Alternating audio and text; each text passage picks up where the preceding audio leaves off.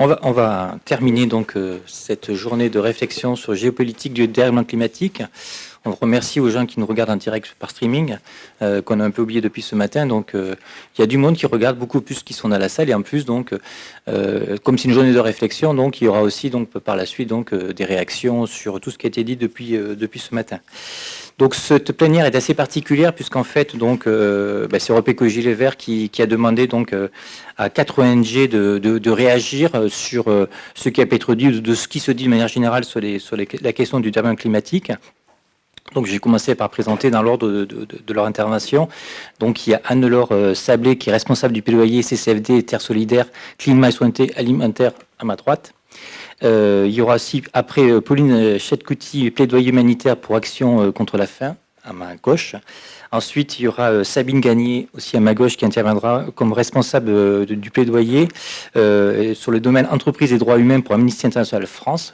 Ne pas oublier la séparation avec l'organisation internationale. Et à la fin, donc, le garçon de l'étape, Antoine Madeleine, qui est responsable du plaidoyer, lui, pour la FIDH, donc la Fédération internationale des droits humains.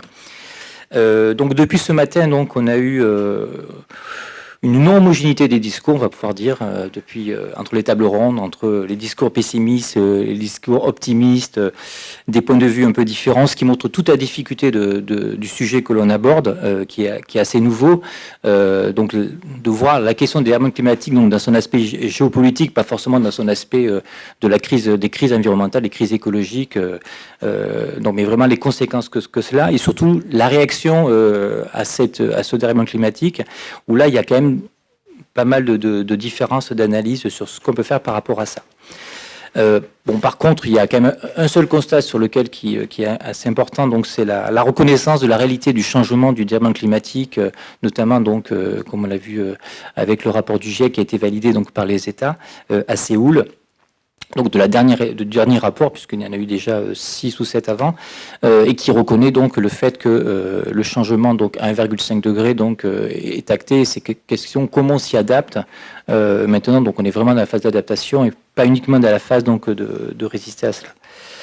Donc les questions que je vais vous poser donc, c'est que est-ce que les États sont à la hauteur de ces dérèglements climatiques, à la fois donc dans leur lutte contre et dans la manière aussi donc de répondre aux conséquences.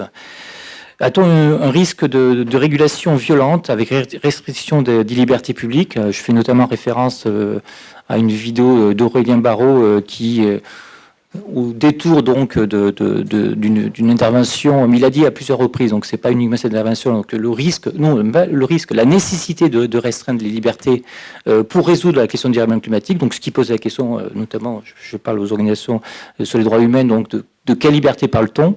Est-ce que des restrictions alimentaires, c'est une restriction des libertés ou les libertés publiques, c'est autre chose? La restriction de la liberté de conscience, les libertés, c'est un concept assez large, ce qui peut envoyer aussi donc au débat qu'il y a eu tout à l'heure sur la question du droit, notamment sur un droit qui est quand même un droit assez libéral basé sur le droit de la propriété, que donc il y a quand même beaucoup de différents types de libertés. Donc il n'y a pas que la liberté de commercer, il y a aussi la liberté donc de réflexion. Aussi donc ça a été évoqué sans les aborder directement, c'est quand même le rôle des entreprises. Est-ce que ce sont des acteurs de la régulation? Est-ce que ce sont des gens au contraire qui participent à la dérégulation?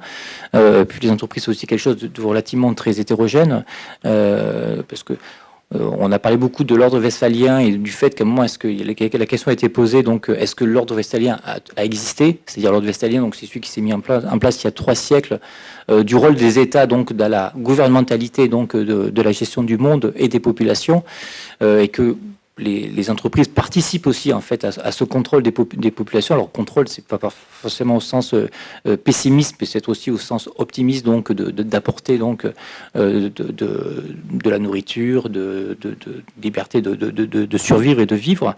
Donc voilà. La parole est à vous. Est-ce que c'est vous que nous attendons maintenant pour avoir votre avis sur ces différents sujets, sur ce constat, et sur qu'est-ce qu'il faudrait faire ou ne pas faire par rapport à ça. Donc la parole à Anne-Laure Sablé tout de suite. Bonjour à tous, donc Anne-Laure Sablé du CCFD Terre Solidaire, c'est le Comité catholique contre la faim et pour le développement, une organisation de solidarité internationale qui travaille dans environ 70 pays. On lutte contre les causes structurelles de la faim et depuis 4-5 ans à peu près, on a été amené à travailler de façon assez intense sur les questions de dérèglement climatique, notamment avec l'adoption de l'accord de Paris. Je voulais revenir peut-être sur cet accord de Paris, parce qu'on en a beaucoup parlé aujourd'hui, mais sans remettre en perspective ce qui a été adopté en 2015 maintenant à Paris, qui est que les États se sont engagés à réduire le réchauffement climatique à 1,5 degré d'ici à 2100, d'ici à la fin du siècle, par rapport à ce qui était au niveau pré-industriel. On se base sur les niveaux pré-industriels et on fixe comme objectif de limiter le réchauffement climatique à 1,5 degré. Le texte exact, c'est 2 degrés et, si possible, sur une trajectoire de 1,5 degré. Donc en fait, aujourd'hui, on le sait tous, hein, les conséquences du dérèglement climatique, elles sont terribles. Ce qui a été mis sur la table par les États à Paris, c'est de dire si on limite à 1,5 degré, entre guillemets, on va limiter la casse. Bien évidemment, on l'a dit toute la journée, il y aura quand même des conséquences irréversibles, mais l'idée, c'est quand même d'acter qu'entre 1,5 degré et 1,7 degré et 2 degrés et 2,5 et 3 degrés, ça n'a rien à voir. Le rapport qui a été adopté aujourd'hui, c'est exactement ça qui a été commandé au GIEC, les experts internationaux sur le climat, de savoir quelles seraient les différences d'impact entre un monde à 1,5 degré et un monde à 2 degrés. Les impacts, ils sont vraiment drastiquement différents. On va avoir une accélération de l'extinction des espèces du vivant entre 1,5 degré et 2 degrés. On va avoir une réduction de la qualité nutritionnelle des aliments entre 1,5 et 2 degrés. On va avoir des déplacements de population. On va avoir une raréfaction des ressources en eau, mais pas du tout au même niveau. Donc l'idée du rapport du GIEC aujourd'hui, c'est bien de dire qu'il faut se limiter à 1,5 degré, prendre le risque d'aller jusqu'à 2 degrés. Ce qui avait été négocié à l'époque à Paris, c'est prendre un risque vraiment dramatique en termes de vie humaine, mais aussi en termes de biodiversité, évidemment. Donc ce rapport-là, il vient vraiment remettre en place une urgence, et le rapport du GIEC donne aussi des solutions, c'est-à-dire qu'il ne dit pas juste quelles vont être les conséquences à 1,5 degré ou à 2 degrés. Ce qu'il nous dit aussi, le rapport du GIEC, c'est est-ce que c'est possible, en fait, puisque depuis ce matin, on se pose un peu la question, tout le monde, c'est possible, on y croit pas, mais est-ce que scientifiquement, en tout cas, c'est possible? Et si c'est possible, comment est-ce qu'on le fait? Là, ce que nous dit le GIEC et ce qui va être rendu public lundi, c'est de dire oui, c'est possible. Après, bien sûr, tout va dépendre de comment est-ce qu'on veut le faire. C'est possible de façon très diverse. Ça peut être possible en mettant en péril de nombreux droits fondamentaux, comme ça peut être possible en essayant de préserver le plus possible, notamment les populations les plus vulnérables. Le GIEC aujourd'hui nous dit attention aux questions d'équité, c'est-à-dire que qui doit faire les efforts aujourd'hui pour lutter contre la crise climatique. À Paris, on a dit on est tous ensemble, la communauté internationale, c'est un problème mondial. Si aujourd'hui je pollue ici en France, les effets pourront se faire ressentir à l'autre bout de la planète. On est donc tous dans le même bateau. Pour autant, on a une responsabilité historique qui est très différente. Il y a des États qui contribuent énormément au dérèglement climatique et qui ont contribué historiquement, d'autres qui contribuent beaucoup moins. Et à l'intérieur de ces mêmes États, il y a des populations beaucoup plus riches qui vont contribuer davantage et des populations vulnérables qui, elles, ne contribuent pas et en plus sont impactées les premières par les effets de ce dérèglement climatique. Donc cette question-là, elle va être fondamentale dans les années à venir de qui va devoir faire les efforts et comment on va les faire. Les deux pistes qui sont mises sur la table par le rapport des experts sur le climat, c'est de dire il faut réduire de façon drastique nos émissions de gaz à effet de serre, on n'a plus le choix, il faut modifier nos modes de production et de consommation. Ça, c'est le signal numéro 1, réduire drastiquement nos émissions de gaz à effet de serre. Sauf qu'on a 25 ans d'inaction. Depuis le sommet de la Terre à Rio en 92, on a cessé d'augmenter nos émissions de gaz à effet de serre dans l'atmosphère. Donc oui, on a été ambitieux en disant qu'il fallait le limiter, qu'il fallait l'arrêter. On a pris plein d'engagements, notamment à Paris, mais par contre, on n'a pas agi. Et là, scientifiquement, c'est prouvé que les émissions continuent d'augmenter. Donc là, ce que nous disent les scientifiques, c'est qu'il est trop tard aujourd'hui, la seule réduction ne sera pas suffisante. Même si on réduit à zéro nos émissions, si on change complètement nos modes d'alimentation, de transport, d'énergie, on ne va pas limiter le réchauffement à 1,5 degré. Qu'est-ce qu'il faut faire en plus? Il va falloir absorber, capter et séquestrer des gaz à effet de serre qui sont déjà dans l'atmosphère, dans des écosystèmes, des technologies. Il va falloir rajouter ça en plus. Et ça, c'est la grosse nouveauté aujourd'hui de la crise climatique. Et en termes d'enjeux géopolitiques, c'est énorme. En termes de conséquences politiques, là, c'est quelque chose qui est radicalement nouveau entre les États. C'est-à-dire, comment va-t-on aujourd'hui aspirer des émissions de gaz à effet de serre dans l'atmosphère pour venir les séquestrer dans nos sous-sols? On a plein de techniques différentes, des techniques complètement irrationnelles, dignes d'apprentis sorciers, qui vont mettre en péril une souveraineté alimentaire de millions de personnes, parce que ça va demander, par exemple, je vais parler des agrocarburants, il y a une nouvelle technique qui s'appelle le BECS, qui consiste à faire des étendues d'agrocarburants. Une fois qu'on a utilisé la plante d'agrocarburant pour nourrir nos voitures, on va récupérer cette plante et via un procédé industriel, on va réussir à extraire le dioxyde de carbone, puis on va l'enfouir sous terre dans des strates du sol. Ça, les experts du climat nous disent que si jamais on veut mettre ça en place pour séquestrer assez de carbone pour limiter le réchauffement du climat à 1,5 degré, il faudrait doubler la production de produits alimentaires, mais aussi de produits issus du bois, puisqu'on peut faire ça avec le bois, et d'autres types de produits. Tout ça, ça veut dire, en gros, la taille du continent africain. Il va falloir utiliser la taille du continent africain en termes de terre pour faire ça.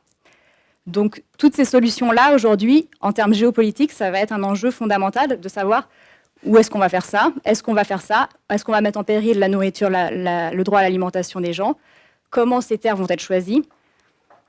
Ça, première chose, je pense, à mettre de côté, à réfléchir en termes géopolitiques dans les années à venir. Il y a d'autres solutions qui sont beaucoup moins technologiques et qui reposent sur les écosystèmes. On sait tous qu'au moment de la photosynthèse, les plantes, les arbres, elles absorbent du dioxyde de carbone. Ces plantes, alors les arbres, elles vont garder ça à la fois dans leurs troncs, dans leurs feuilles, mais aussi dans leurs racines. Après, dans les sols forestiers, vous allez avoir du carbone qui va être séquestré pour un moyen terme, un très long terme. Vous pouvez aussi avoir les plantes qui vont, au moment de la photosynthèse, absorber le dioxyde de carbone. Ensuite, elles vont se décomposer. Et tout ça, en fait, ça va finir dans le sol et on va séquestrer du carbone dans le sol. Ça, c'est la deuxième, on va dire, grande tendance qui existe à travers le monde et qui est de dire qu'il va falloir reforester, il va falloir restaurer nos écosystèmes, il va falloir lutter contre la déforestation, il va falloir pratiquer notre agriculture de façon différente, faire de l'agroforesterie. Ça permettra aussi de stocker du carbone dans nos écosystèmes ou dans nos sols. La France, bien évidemment, a choisi cette solution, puisqu'elle n'est pas très pro-technologie, pour l'instant. Il y a d'autres pays qui sont beaucoup plus pro-technologie que la France. La France, elle mise tout sur la séquestration du carbone dans les sols agricoles. Et là, je reviens à ce qui a été dit ce matin par l'autre Anne-Laure de la session, qui a parlé du grand marché des terres. Et en fait, s'il y a bien quelque chose de demain, l'enjeu de demain sur le climat, ça va être l'enjeu des terres et de la pression sur les terres. On a souvent tendance à dire que si on décarbone notre économie, ça va être une source d'emploi, ça va être une source de nouveaux revenus, ça va être bon pour tout le monde. Finalement, ça va être bon pour la planète et ça va être bon pour les gens. Pas que.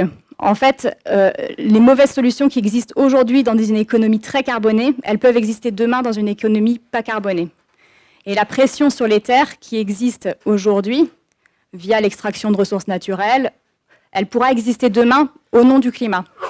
Et ça, c'est un enjeu qu'il faudra quand même tenir compte, c'est-à-dire qu'au nom du climat, on pourra mettre en péril des droits fondamentaux, et notamment la souveraineté alimentaire, parce que les terres de demain, c'est l'or. Alors, je ne sais pas s'il faut dire que c'est le nouvel or noir, puisque le carbone, souvent, c'est une molécule noire qu'on utilise, ou alors c'est le nouvel or vert, parce que photosynthèse, en général, on l'imagine vert dans sa tête, mais c'est le nouvel or, en tout cas, de demain. Et les politiques en tout cas, vont devoir se batailler pour savoir qui va stocker du carbone dans quels écosystèmes. La France a choisi l'agriculture. L'agriculture, plusieurs limites et des dangers. L'agriculture, c'est beaucoup moins stable de stocker du carbone dans les terres agricoles que dans des forêts. Dans les forêts, on sait que c'est beaucoup plus stable. Garder ces forêts primaires, développer des forêts secondaires très diverses. Alors bien sûr, je ne parle pas de monoculture d'arbres. Là, on a aussi des pays qui y vont à coups d'eucalyptus. On fait une monoculture de soja et à côté, on vous met 50 hectares d'eucalyptus. Donc, quelque part, on a compensé. On va émettre énormément de gaz à effet de serre via notre système agricole industriel. Et puis, à côté, ne vous inquiétez pas, on a mis 50 hectares d'eucalyptus qui ne sont absolument pas une espèce native de la région. Par exemple, vous allez au Paraguay, vous pouvez voir ça, des immenses champs comme ça de soja. Et puis, d'un coup, hop, de l'eucalyptus. Mais en fait, c'est au nom du climat, on nous dit que finalement, c'est ça ce qu'on nous demande de faire. On nous demande d'atteindre la neutralité carbone, on nous demande d'arrêter d'émettre des gaz à effet de serre, et si jamais on n'arrive pas à arrêter de les émettre, d'en séquestrer. Ça ne veut pas dire qu'en fait, on va forcément vers une société plus juste, plus viable et plus respectueuse à la fois des populations et de l'environnement. Donc c'est vraiment quelque chose, nous en tout cas, qu'on alerte régulièrement. Aujourd'hui, les sols agricoles, on a très peu de preuves scientifiques pour savoir si ça marche vraiment, c'est-à-dire que quand vous n'émettez pas une émission, elle n'est pas émise, elle n'est jamais partie dans l'atmosphère, vous arrêtez par exemple de mettre des engrais azotés sur votre culture. Le protoxyde d'azote ne sera pas relâché dans l'atmosphère, donc vous avez empêché une émission de gaz à effet de serre. Par contre, si vous commencez à vouloir séquestrer du carbone dans le sol, il n'est pas dit que dans 5 ans, par exemple, vous retournez un petit peu votre terre, vous faites un petit labour de votre terre, ou alors vous avez un événement climatique qui vient, une inondation qui va venir dans vos sols, votre sol va perdre de son carbone. Ce n'est pas du tout la même chose, ce n'est pas permanent du tout. Donc en fait, on ne peut pas commencer déjà à faire un jeu de calculette comme ça, de dire -1 + 1, ça fait 0. Il y a le vrai risque de transformer nos paysans et nos paysannes surtout en calculettes à carbone, de leur dire bah ouais, mais ça va être ça, ça va être demain, vous savez que si vous gardez du carbone dans vos sols, vous aurez des paiements pour services environnementaux, vous pourriez peut-être aller sur les marchés carbone, aller revendre votre carbone dans les sols. Et c'est des choses qui sont expérimentées aujourd'hui, qui sont expérimentées au Kenya, qui sont expérimentées aux États-Unis, qui sont expérimentées en Australie, qui aujourd'hui qui a trait quand même à la marchandisation du carbone dans nos sols. Tout ça pour dire, j'essaie de faire assez court, mais en gros, que toutes ces limites et ces dangers, quelque part, ça pourra, enfin, c'est ce qui aujourd'hui nous questionne énormément, c'est de se dire, si tout le monde commence, parce que l'agro-business, alors là, vous pouvez voir, aller sur le site de Syngenta, aller sur le site de Monsanto, aller sur les sites de Bonduelle, de tout l'agro-business aujourd'hui, ils prônent la séquestration du carbone dans les sols comme personne. C'est-à-dire qu'aujourd'hui, l'agro-business nous dit, nous avons trouvé la solution pour verdir notre agriculture. Nous n'allons pas changer notre modèle industriel vers une agroécologie paysanne. Non, ça serait un petit peu trop facile. Nous allons en fait prendre des mesures de compensation. Et donc, nous allons développer, par exemple, l'agriculture de conservation, qui consiste à arrêter de labourer ses sols, mais qui consiste aussi, dans beaucoup de pays, notamment au Brésil, en Argentine, c'est quand même quelque chose d'assez répandu, à mettre du glyphosate, puisque quand vous arrêtez de labourer, forcément, vous avez les mauvaises herbes qui remontent, et donc, c'est parti pour le glyphosate. Et aujourd'hui, même aujourd'hui, dans le débat français, avec les agriculteurs français, vous verrez aussi voir cette notion, n'interdisons pas le glyphosate, car le glyphosate, c'est la solution du climat de demain. Grâce au glyphosate, nous pourrons séquestrer du carbone dans les sols. Donc, si vous nous interdisez le glyphosate, vous êtes en train de mettre en péril l'objectif de l'accord de Paris, qui consiste à séquestrer notamment du carbone dans les sols. Donc, la question de séquestrer du carbone, elle est fondamentale. Effectivement, les experts le disent, il va falloir en faire, mais il ne faut pas que ça se fasse à n'importe quel prix. Il ne faut pas que ça se fasse au détriment d'une conversion profonde de nos systèmes agricoles et alimentaires, parce que la priorité, elle est quand même bel et bien là. Et il faut que ça se fasse avec une approche sur les droits, ce qu'on se disait tout à l'heure. Est-ce que ça peut se faire à n'importe quel prix? Est-ce que les droits peuvent être mis en péril? Oui, même au nom d'un bel objectif comme la lutte contre les dérèglements climatiques, on peut se retrouver avec des violations massives des droits humains. Et ça, aujourd'hui, c'est vraiment quelque chose qu'il faut avoir à l'œil, je pense, dans les nouveaux enjeux géopolitiques et stratégiques. Évidemment, on est dans une lutte mondiale, mais il reste quand même des rapports de force entre les États. Il reste des modèles agricoles industrialisés qui émettent énormément de gaz à effet de serre face à des agricultures paysannes, familiales, qui n'en émettent très peu et qui sont les premiers à subir les impacts du changement climatique. Donc aujourd'hui, il faut vraiment quand même pointer du doigt où sont les responsabilités, faire évoluer ces systèmes agricoles exportateurs. On parlait tout à l'heure d'importer du soja d'Amérique latine, d'importer de l'huile de palme d'Indonésie, d'exporter ensuite notre poudre de lait en Afrique. Tout ça, c'est générateur d'énormément d'émissions de gaz à effet de serre. Et ce qu'on est en train aujourd'hui de vouloir un petit peu cacher, c'est ça, on va le conserver, mais par contre, on ne va pas se gêner pour aller utiliser les terres des paysans pour aller séquestrer du carbone. Et ce double discours-là, aujourd'hui, il peut être très dangereux. On sait qu'il y a déjà une pression démesurée sur les terres agricoles. On a déjà des pertes de terres agricoles partout dans le monde. Aujourd'hui, si on veut conserver une agriculture qui soit adaptée au dérèglement climatique, parce qu'une agroécologie paysanne, c'est beaucoup plus adapté en plus à des dérèglements climatiques. Ce n'est pas des monocultures qui vont réussir à faire face demain aux enjeux du dérèglement climatique. Quand vous mettez tous vos œufs dans le même panier avec une monoculture, évidemment, vous avez moins de résistance face à un événement climatique extrême. Si vous diversifiez vos cultures, vous serez en mesure de perdre peut-être une culture sur 3, et donc quelque part d'être plus résilient, plus résistant. Et ça, aujourd'hui, c'est ce qu'on essaie de mettre en avant en disant attention de bien mettre les responsabilités là où il le faut. Sinon, on va être sur un immobilisme total, pas de conversion de notre système agricole et alimentaire, et en plus, ça va se faire au détriment des terres, des paysans. Donc voilà un enjeu géopolitique qu'on n'a pas pu aborder aujourd'hui, qui me semblait important, et si jamais c'est une question qui vous intéresse, on a ce petit rapport qui s'appelle « Nos terres valent plus que du carbone », qui retrace un petit peu l'historique dans les négociations, notamment internationales, de ce sujet-là, de savoir aujourd'hui, maintenant que le GIEC nous dit Il faut réduire, mais il faut aussi compenser. À quel prix va se faire cette compensation et avec quel principe pour protéger nos paysannes et nos paysans? Merci.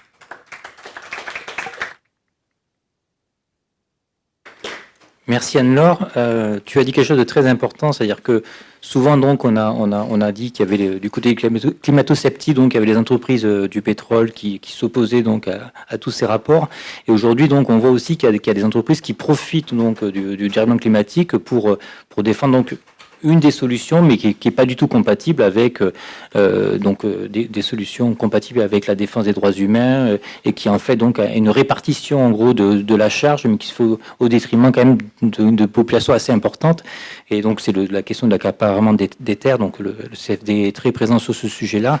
Donc maintenant je vais donner la parole à Pauline qui depuis Action contre la faim. Donc ça c'est une thématique que vous voyez depuis très très longtemps.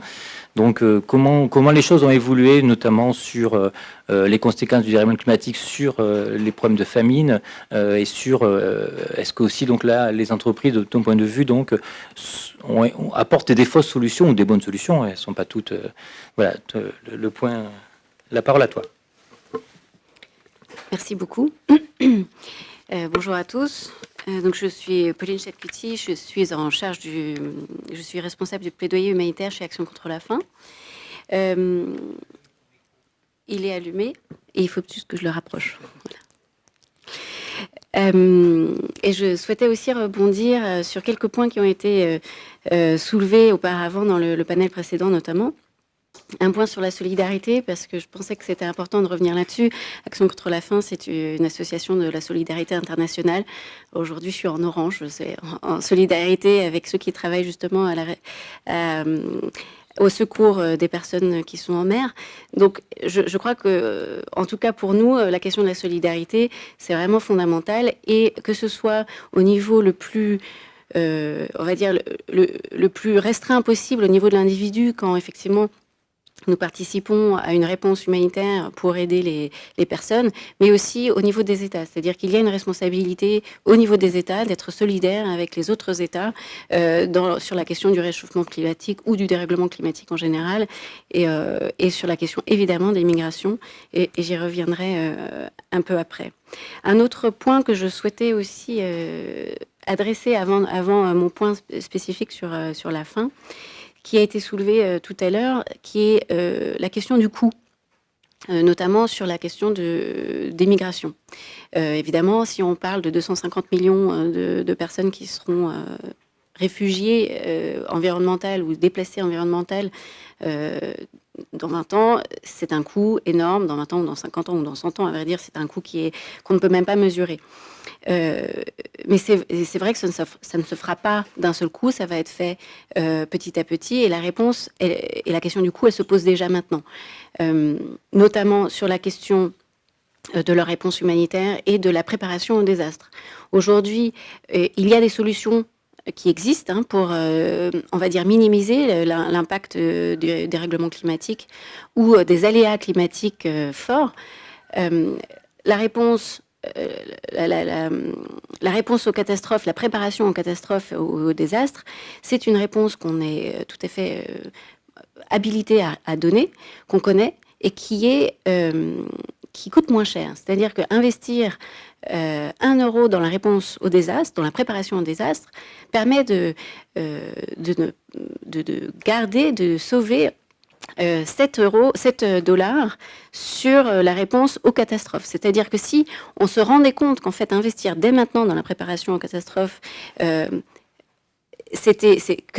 si on se rend compte que on gardait de l'argent, on sauvait de l'argent, on pourrait déjà avoir une politique beaucoup plus sereine vis-à-vis de ça. Ce serait peut-être un point d'entrée pour dire finalement c'est peut-être pas si cher que ça, il faut investir dès maintenant, il faut commencer à mettre des solutions en place pour que les personnes ou les populations qui sont déjà directement concernées par les aléas climatiques, qui sont, comme on l'a déjà vu, de plus en plus fréquents du fait du dérèglement climatique, puissent être en mesure d'y répondre et de minimiser une réponse qui est faite a posteriori ou en réaction à ces aléas, et de minimiser le coût et de se dire que peut-être, effectivement, le coût ne serait pas tant un obstacle que ça.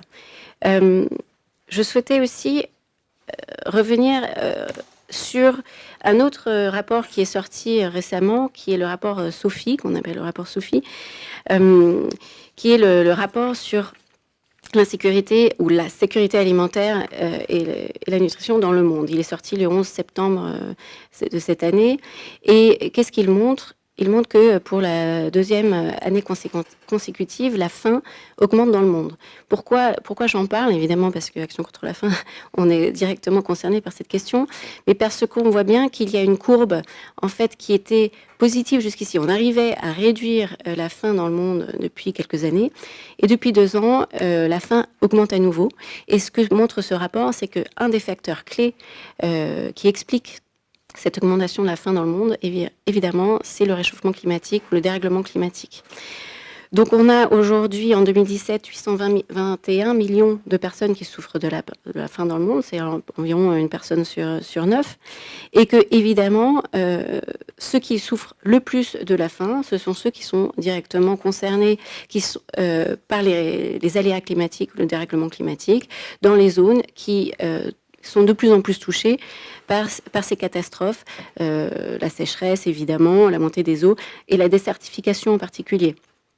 On va voir que dans les zones sahéliennes en particulier, on a depuis 1 an une augmentation de la désertification et de la sécheresse, qui a un impact direct sur le secteur agricole dans une population où finalement c'est plus de 65% de la population qui est directement qui survit directement de l'agriculture, et que donc qui sont directement impactés par le réchauffement climatique ou par, on va dire, le dérèglement climatique. Donc, on a évidemment ici une question qui nous intéresse directement du point de vue des populations et aussi du point de vue des politiques publiques. La France, on le sait, est très intéressée, ou en tout cas très impliquée dans la question sahélienne. Je continue sur l'exemple du Sahel. On a un président qui a investi beaucoup, qui a poussé pour qu'il y ait une alliance sur le Sahel, qu'il y ait un G5 qui soit fort. Et on voit que finalement, la réponse, c'est une réponse militaire. Si vous avez entendu parler du G5 Sahel, c'est évidemment une question fondamentalement de réponse à l'insécurité, aux groupes qui pourraient être considérés comme terroristes sur place, qui pourraient avoir un impact en France. Donc, comme on l'a dit aussi avant, on externalise nos frontières, on fait en sorte d'aller vers les pays les plus vulnérables qui sont directement touchés, que ce soit par le changement climatique ou la question des déplacements qui soient internes ou externes aux frontières. On déplace nos frontières et au lieu de traiter ces questions qui sont des questions politiques, en fin de compte, on va le traiter sous l'angle sécuritaire. Et on ne répond pas aux questions de fond qui sont effectivement comment s'adapter au changement climatique, comment s'adapter aux aléas climatiques durs qui ont un impact direct sur la sécurité alimentaire des populations. Le lien qui pourrait être fait potentiellement entre insécurité alimentaire grave, migration, voire instabilité politique, violence, conflit, c'est un lien qui est souvent discuté. Chez Action contre la faim, on est en train de travailler à savoir exactement quels sont ces liens et est-ce qu'il faut absolument le traiter et est-ce qu'on peut scientifiquement le qualifier. Dans tous les cas, ce qu'on observe, c'est qu'au niveau politique, le lien entre migration et sécurité, il est fait, malheureusement, et que la réponse n'est pas une réponse qui répond aux besoins, mais bien aux besoins des personnes qui sont déplacées, mais aux besoins de sécurité nationale. C'est une question qu'on pourra peut-être traiter aussi sous l'angle des droits, mais chez Action contre la faim, on pense que plutôt il serait intéressant de travailler aux politiques agricoles des pays qui sont directement concernés. Évidemment, comme il l'a été dit, la question de la souveraineté alimentaire, des systèmes agricoles qui sont mis en place est clé. Si on veut que les populations qui sont directement concernées par les dérèglements climatiques puisse continuer et prospérer, il faut s'adresser fondamentalement aux questions des politiques agricoles, la question de l'enjeu des terres et des pressions sur la terre, évidemment, et nous, d'ailleurs, préconisons de développer et de soutenir une transition agroécologique avec des modes de production qui soient plus durables et qui bénéficient évidemment aux populations les plus vulnérables. Cela va potentiellement à l'encontre de certaines politiques ou des systèmes agricoles industriels, mais effectivement aujourd'hui, si on veut être en accord avec ce qui se passe et en accord avec nos politiques globales, il faut vraiment investir dans cette transition écologique.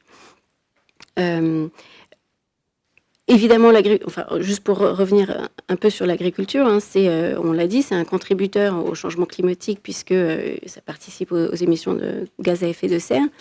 Et donc, cette transition agroécologique, avec des modes de production plus durables, c'est une solution qui pourrait permettre et aux plus vulnérables qui dépendent définitivement et pratiquement uniquement de leur production agricole de pouvoir en profiter et de pouvoir avoir accès à une alimentation saine. Et aussi, on participe évidemment à avoir des politiques qui sont sensibles à la question du dérèglement climatique. Un autre point, un dernier point sur la question géopolitique. Oui, 2 minutes, c'est bon. Et sur la question des migrations, quelle réponse des politiques? Est-ce qu'il faut légiférer sur la question? Évidemment, c'est un point clé qu'il faut absolument débattre. Aujourd'hui, les ONG humanitaires ou de solidarité internationale qui agissent auprès des populations qui ont été déplacées internes ou réfugiés à l'extérieur de frontières, savent à quel point il est compliqué de travailler auprès de ces populations du fait des pressions politiques sur ces ONG.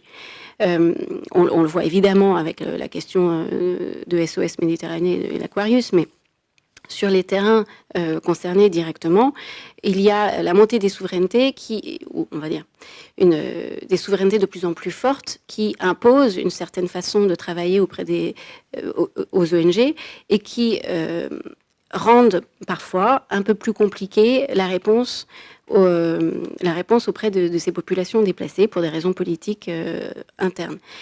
Donc la question de légiférer sur cette question-là, elle est vraie, mais il faut aussi prendre en considération la réalité qu'aujourd'hui, c'est déjà compliqué et que de rajouter on va dire, d'ouvrir la protection légale aux réfugiés climatiques ou aux déplacés environnementaux, ça dépend ce qu'on choisira, mais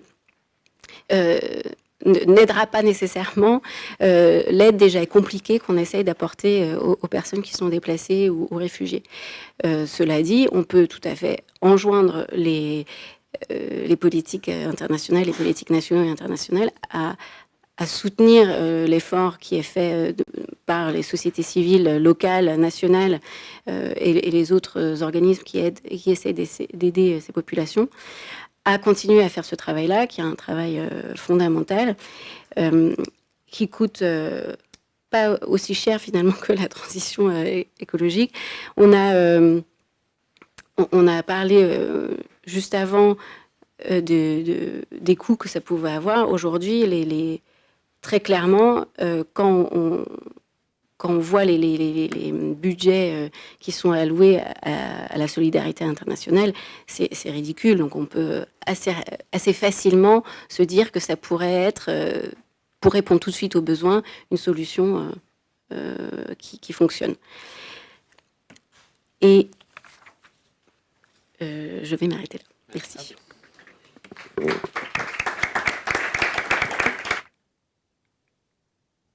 Merci surtout d'avoir rappelé donc un chiffre qu'on présente souvent différemment, c'est-à-dire que le coût de l'inaction c'est 7 $, alors que le coût de l'action c'est 1 $. Donc il y a plusieurs manières de présenter les choses. En tout cas, voilà, de montrer que si on agissait aujourd'hui, donc ça aurait quand même, puisqu'on nous dit tout ça, ça coûte cher, mais en fait on se rend compte que ça nous coûterait beaucoup moins cher si on agissait tout de suite. Et parce qu'il y a des problèmes de souveraineté, donc on ne veut pas agir tout de suite. Donc une sorte de chose qui n'a pas encore été dit jusqu'à présent, donc c'est important de le dire. L'autre élément important aussi, c'est C'est le prix Nobel d'économie Amartya Sen qui avait montré que dans les régimes démocratiques, donc, il y avait moins de famine que dans les régimes autoritaires.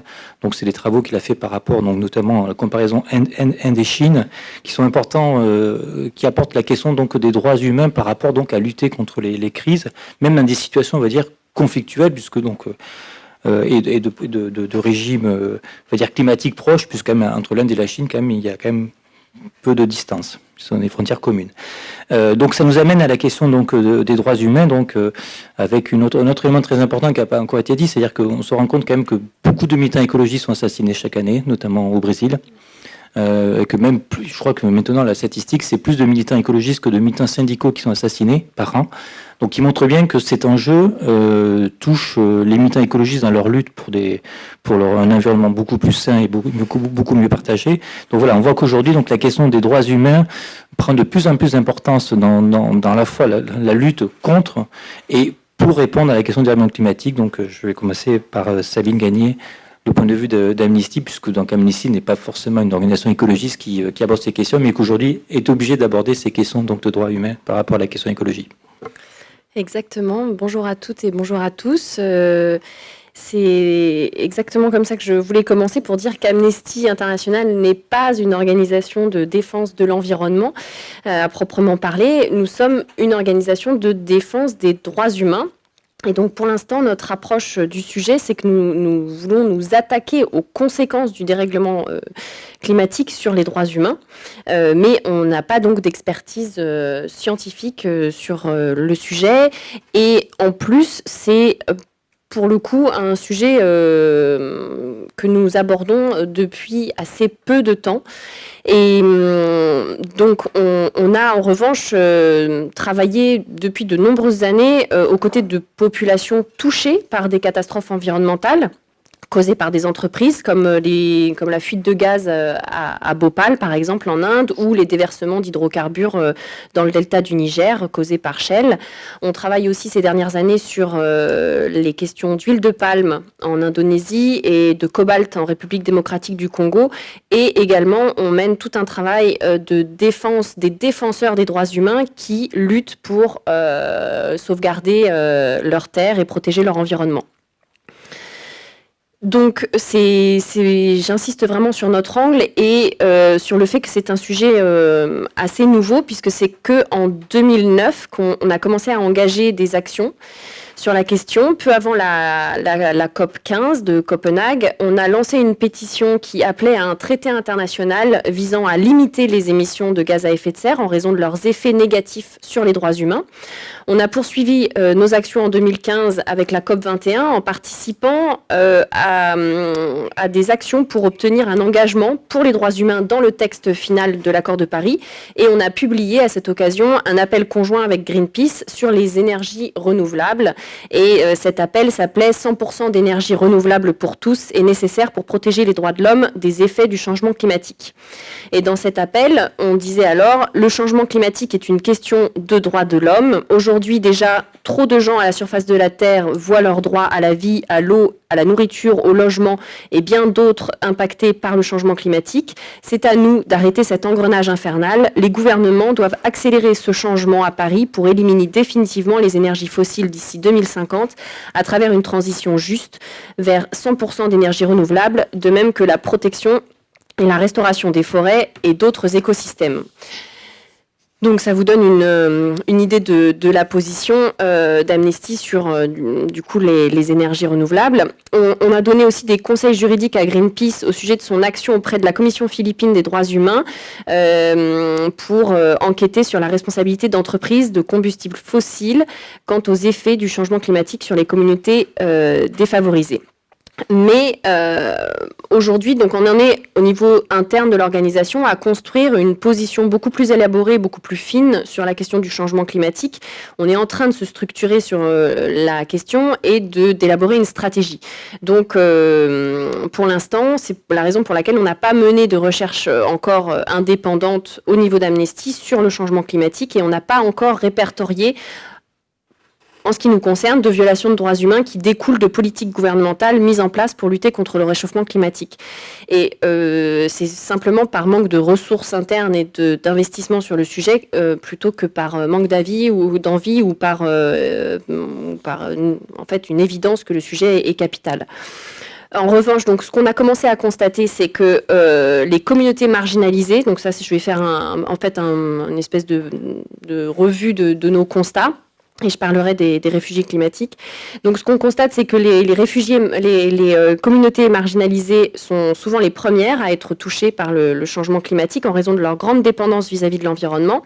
Et donc, notamment, on essaye d'avoir le focus sur les peuples autochtones qui eux-mêmes alertent sur les risques engendrés par le changement climatique et qui revendiquent leurs droits et travaillent à la protection des biodiversités les plus riches et des milieux naturels les plus caractéristiques au monde. Et le changement climatique pose une sérieuse menace car ils vivent souvent sur des terres marginales et des écosystèmes particulièrement sensibles aux modifications de l'environnement. Et on s'intéresse aussi à la question de leur identité culturelle qui est étroitement liée à leur terre ancestrale et à leurs moyens de subsistance et qui s'en trouvent menacés. On a notamment travaillé aux côtés des peuples autochtones de Peace Valley River en Colombie-Britannique au Canada. Et les femmes sont une autre catégorie particulièrement touchée et les femmes qui vivent en milieu rural sont une catégorie particulièrement touchée qui constitue la majorité des petits agriculteurs indépendants et qui seront les plus touchés par les chocs climatiques comme les sécheresses, les inondations et l'appauvrissement des récoltes. Et donc on est très sensible aux questions d'inégalité de genre et de pouvoir et donc on veut s'attacher aussi à cette question particulière des femmes. Et on sait que le changement climatique va creuser encore davantage les inégalités et ceux qui sont déjà les plus marginalisés souffriront le plus de l'amenuisement des ressources.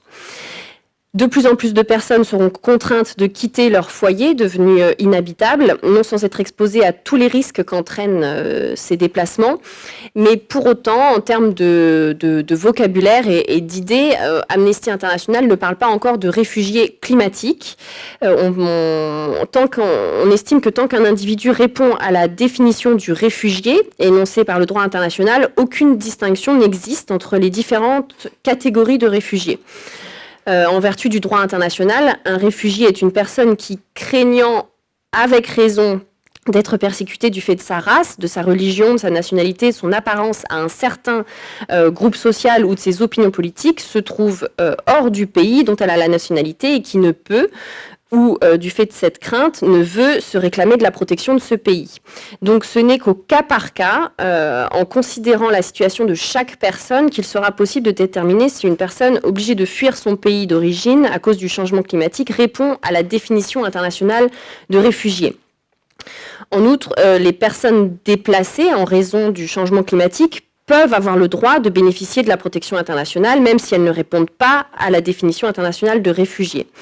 Et c'est aux États responsables du changement climatique qu'incombe la responsabilité collective de verser des réparations aux personnes touchées en fonction du mal causé. Et cela peut inclure la relocalisation. Donc c'est comme ça pour l'instant qu'on aborde cette question des réfugiés climatiques. Mais il est vrai qu'on partage l'inquiétude sur cette question des réfugiés, puisqu'on voit que même aujourd'hui, on voit que les États ferment leurs frontières et accueillent peu, voire pas de réfugiés. Et donc, on se doute bien que le problème va s'amplifier et ça fait partie de nos inquiétudes. Alors, pour l'instant, notre appel s'adresse principalement aux États et ce qu'on dit principalement, c'est que lorsque les États abordent le problème du changement climatique, les États ne doivent pas uniquement prendre en compte le droit international de l'environnement, mais aussi le droit international relatif aux droits humains. Et le message qu'on défend principalement aujourd'hui, c'est que les conséquences, les politiques mises en place pour lutter contre le réchauffement climatique, justement, ne doivent pas entraver les droits humains. Ça, c'est notre message principal. Et les États donc, doivent prendre des mesures efficaces pour freiner le changement climatique, venir en aide aux personnes affectées et fournir des voies de recours aux personnes dont les droits ont été bafoués à cause de l'incapacité des États à lutter contre le réchauffement climatique qu'ils ont eux-mêmes facilité. Et donc, les États doivent s'assurer que les mesures prises pour répondre au réchauffement climatique soient conformes aux normes relatives aux droits humains. Bon, et pour finir, je dirais que pour respecter les obligations, en fait, les États doivent renoncer à extraire, produire et exporter des combustibles fossiles et réduire progressivement les subventions à ces industries et investir dans les énergies renouvelables. Pour l'instant, c'est de cette manière-là qu'on aborde la question des entreprises. Mais en tout cas, donc, pour nous, la protection des droits humains et la protection de la planète sont deux combats indissociables.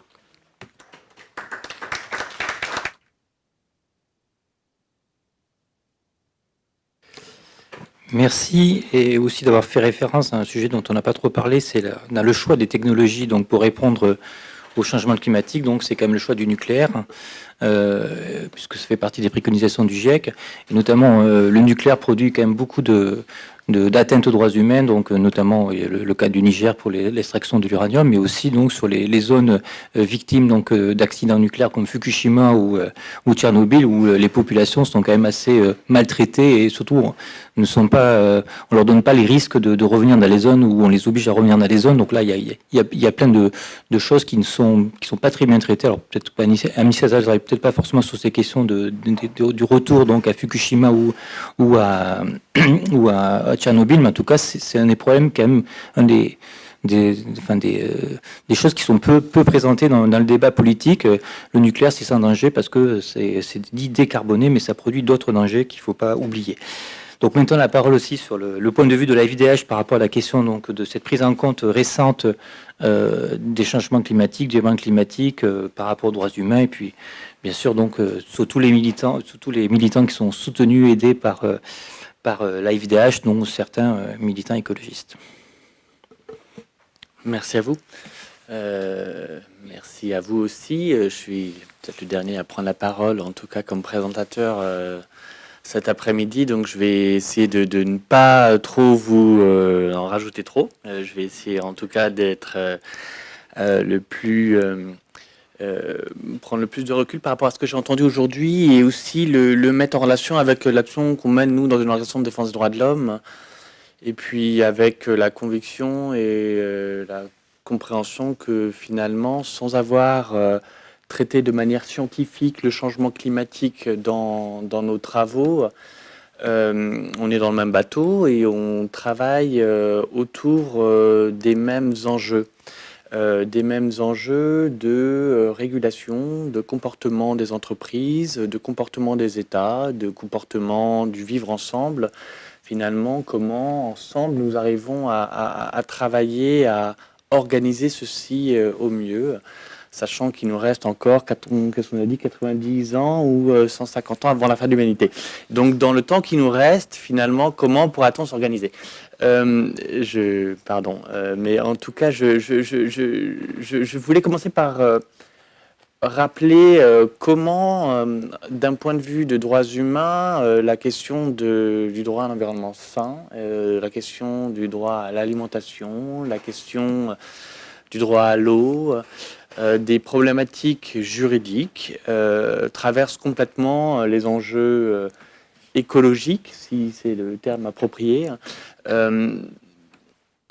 en fournissant aussi une grille de lecture des phénomènes et une grille de lecture aussi des réponses à apporter.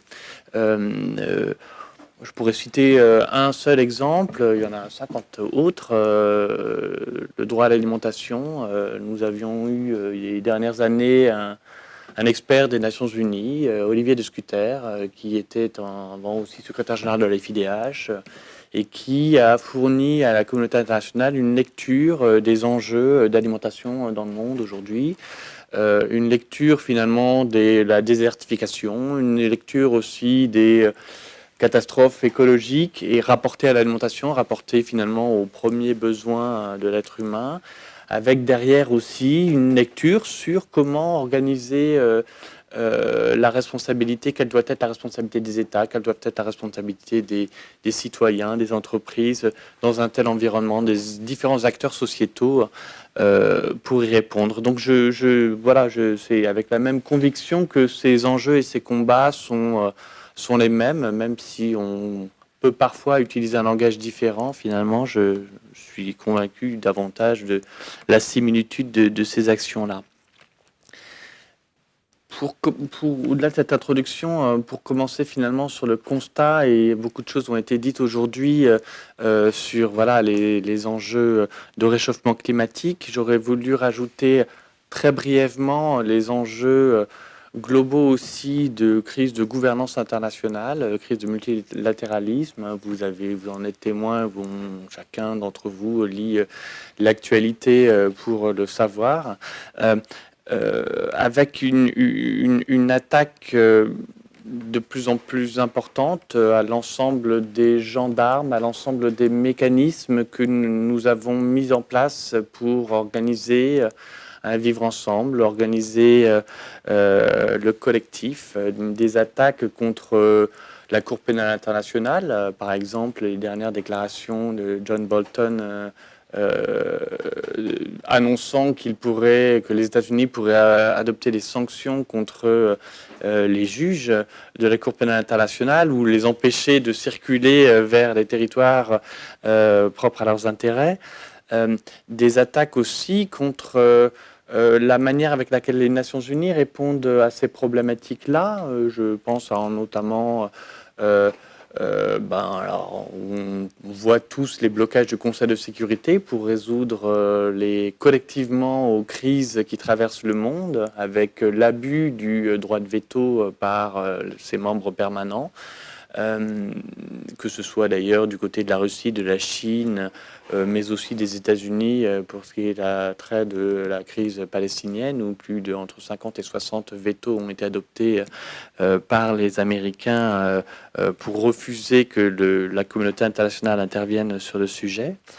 Une crise qui traverse aussi la manière avec laquelle ce même Conseil de sécurité répond aux crises, puisque aujourd'hui, les Chinois sont particulièrement virulents pour déconstruire toutes les composantes civiles d'opérations de maintien de la paix. Donc s'assurer que la réponse de la communauté internationale soit simplement d'envoyer des casques bleus gendarmes et non pas de travailler à un renforcement de l'état de droit dans les États et les situations concernées. Cette crise globale a également des traductions au niveau national dans les démocraties. Nous le voyons aujourd'hui en France, nous le voyons dans d'autres États européens, où on a parlé d'immigration, de la réponse de nos démocraties à une crise humanitaire, une réponse de nos démocraties finalement à une crise existentielle sur des principes et des valeurs qui les constituent. Ces mêmes crises ou ces mêmes enjeux, on les a aussi évoqués aujourd'hui quand on a élaboré ou évoqué la question de la vente des armes par ces mêmes démocraties pour finalement alimenter les conflits dans le monde, dans un environnement qui, en dépit des régulations qui ont pu être mises en place au niveau international, ne sont pas du tout contrôlées ni sanctionnées.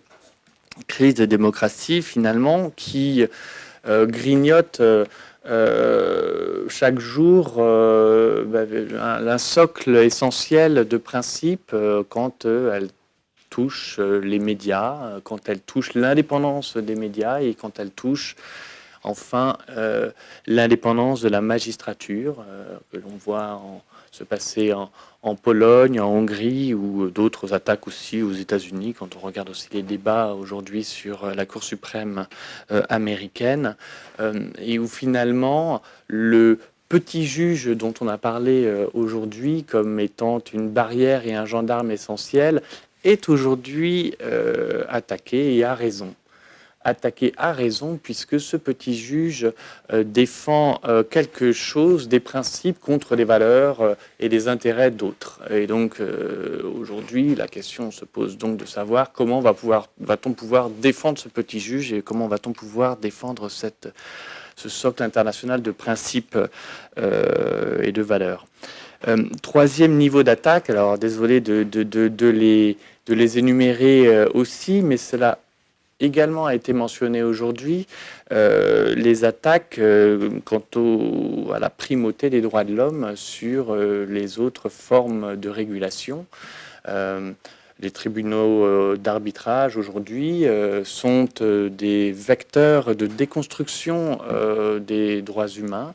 Un exemple, pour n'en citer qu'un seul, mais il y en a plusieurs. On a parlé aujourd'hui de l'Équateur, mais je pourrais parler de l'Argentine. Quand l'Argentine a mis en place une régulation pour organiser l'accès à l'eau potable dans, je ne sais plus quelle ville, si c'était Buenos Aires ou ailleurs, elle a perdu un contentieux devant un tribunal d'arbitrage, puisque les intérêts des entreprises travaillant sur, enfin en tout cas intéressées à exploiter l'eau en Argentine avaient été en tout cas perdus, et l'Argentine a dû rembourser les investisseurs concernés. Donc l'investissement économique aujourd'hui, et ça a été aussi tous les débats qui ont été portés autour du CETA, l'accord commercial entre l'Union européenne et le Canada, est aujourd'hui un enjeu fondamental sur lequel on doit se mobiliser pour réaffirmer la primauté des droits humains. Ce qui m'amène du coup dans ce constat-là à aussi mentionner les réponses et comment on se mobilise. Ce sont les actions que vous menez, vous, et que l'on mène nous aussi. D'abord pour développer et renforcer les normes internationales. On a évoqué aussi aujourd'hui toute une dynamique au niveau des Nations Unies pour la mise en place d'un traité encadrant le comportement des entreprises qui viendrait renforcer les principes directeurs qui ont été adoptés au niveau des Nations Unies en créant une obligation juridique contraignante pour les États d'organiser l'espace dans lequel interviennent les entreprises pour s'assurer que ces mêmes entreprises ne contribuent pas à des violations des droits de l'homme. Je ne vais pas rentrer forcément dans le détail des dynamiques de ces discussions-là. C'est un débat extrêmement compliqué aujourd'hui au niveau international qui oppose à la fois des États qui veulent d'une part renforcer et protéger leurs propres entreprises face à des transnationales, et d'autre part des entreprises qui des États qui eux-mêmes voient d'un très mauvais œil toute perspective de régulation internationale sur le comportement d'entreprise. Il y a pour autant une mobilisation de la société civile extrêmement large, extrêmement vaste, de tous les continents, qui est quelque chose sur lequel nous essayons de travailler, de renforcer, qui est la preuve aussi que tout n'est pas si noir que ça, puisque aujourd'hui, où que l'on aille, des citoyens et des associations se mobilisent pour développer ces normes et les renforcer. Une fois que ces normes seront développées, il s'agit aussi de les mesurer. Et aujourd'hui, tout un travail est en cours et auquel nous nous attelons, notamment nous à la FIDH, pour s'assurer que les jolies normes qui ont été adoptées puissent être traduites par des instruments de mesure spécifiques par les États, par les entreprises ou par les entités interétatiques, à commencer par exemple par l'Union européenne qui a aujourd'hui dans ses traités fondateurs l'obligation de s'assurer qu'elle met les droits humains au cœur de son action et qu'elle doit en conséquence mesurer la manière avec laquelle son intervention et son empreinte dans le monde ne contribuent pas à des violations en matière de droits humains. Cette idée-là est aujourd'hui loin d'être une réalité, mais pourtant elle le devient davantage chaque jour.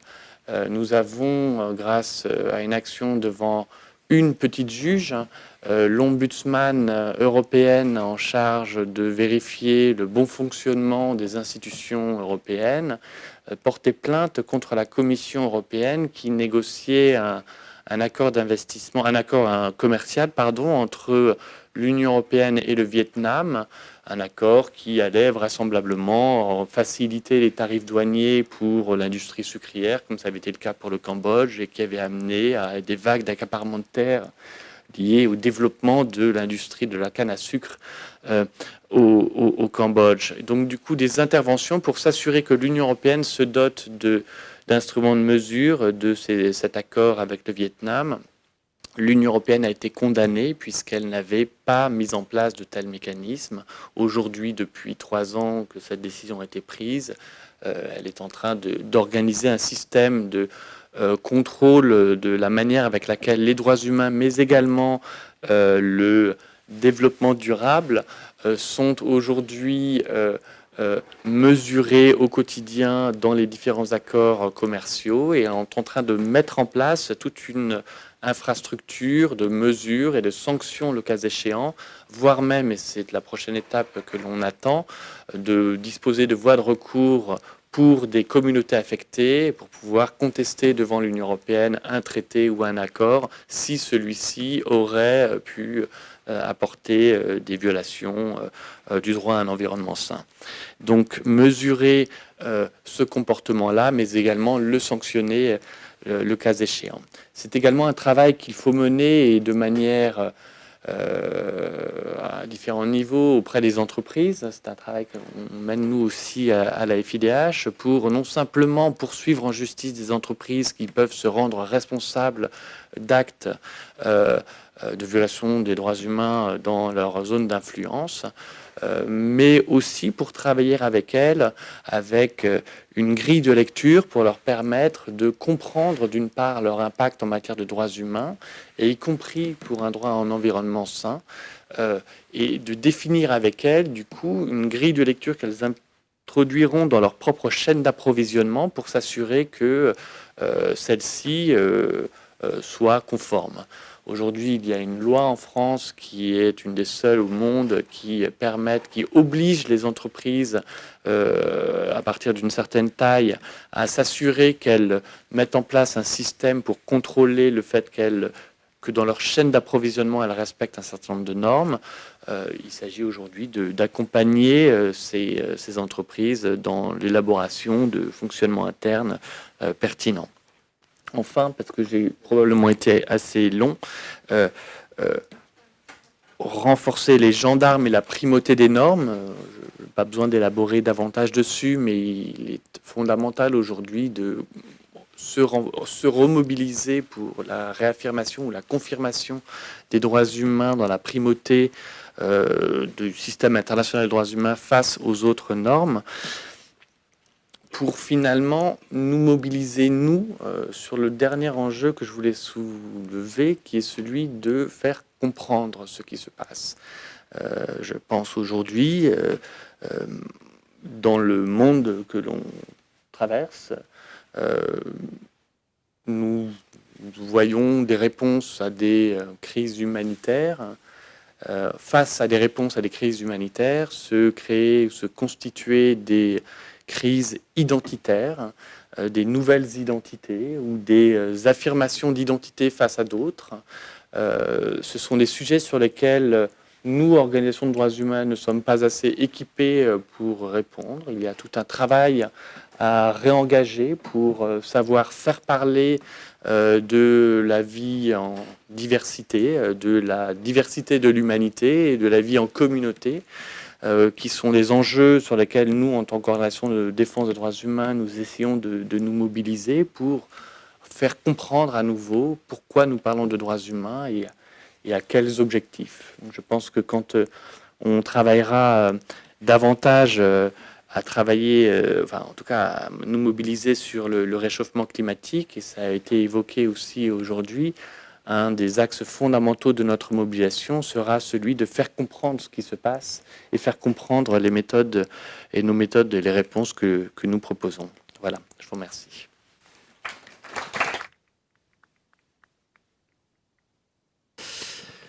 Merci aux 4 intervenants d'avoir pris le deuxième sens d'humanité qui est celui de bienveillance. Ça nous a un peu manqué durant cette journée, notamment tout à l'heure au détour de d'une intervention. Donc Vincent Microno a dit que nous allions tendre. Il y avait une possibilité d'avoir 3 milliards d'habitants en 2100. Donc ça veut dire qu'en gros, il y a plus de 4 milliards de personnes qui doivent mourir d'ici 2100, en comptant les flux de naissance et tout ça. Donc c'est quand même une hypothèse quand même relativement forte. Et ce qu'il n'a pas dit dans son intervention tout à l'heure, c'est que le rapport Meadows a été fait dans les années 70 et qu'il y a eu un rapport qui a été fait 40 ans plus tard, le deuxième rapport Meadows, qui montrait que toutes les hypothèses étaient justes sur la déplétion des ressources naturelles. Le seul domaine sur lequel ils s'étaient trompés, c'était sur la démographie. Les hypothèses démographiques étaient inférieures à ce qu'ils avaient anticipé donc en 1973. Donc voilà, donc c'est bien que qu'on rappelle donc des rapports scientifiques, qu'on rappelle tout ce qui est dit dans les rapports, et que l'hypothèse démographique, c'est sans doute celle qui est la plus instable aujourd'hui donc à mesurer, parce que tout justement donc il y a des phénomènes de transition démographique qui sont des phénomènes de transition aussi politique et sociale. Enfin, la question démographique, je ne vais pas revenir là-dessus pour ceux qui ont travaillé sur ces questions-là. On voit que, pareil, donc, dans des régimes, on va dire, démocratiques, donc ça se fait quand même assez facilement. On n'est pas obligé de passer aussi par des éliminations massives comme en Chine. Il y a d'autres manières de résoudre le même problème. Donc là, la parole maintenant à la salle. On a un peu de temps devant nous, donc n'hésitez pas à poser des questions et interpeller donc nos intervenants.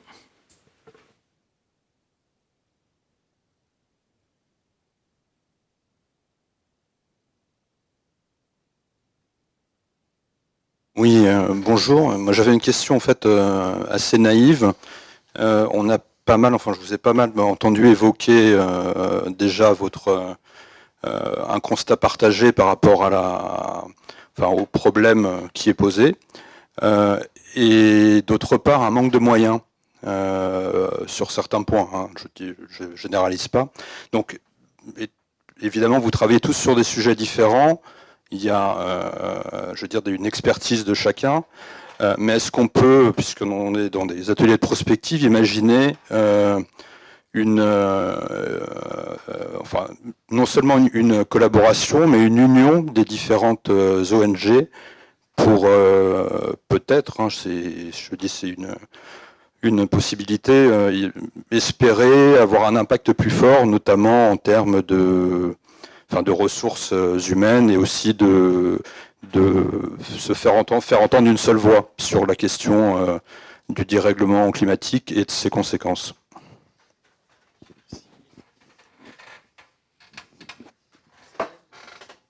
Moi, j'ai deux petites questions. La première, c'est est-ce qu'il existe des exemples de réfugiés politiques qui soient en fait des écologistes et qui invoquent ce statut d'écologiste pour être réfugiés politiques?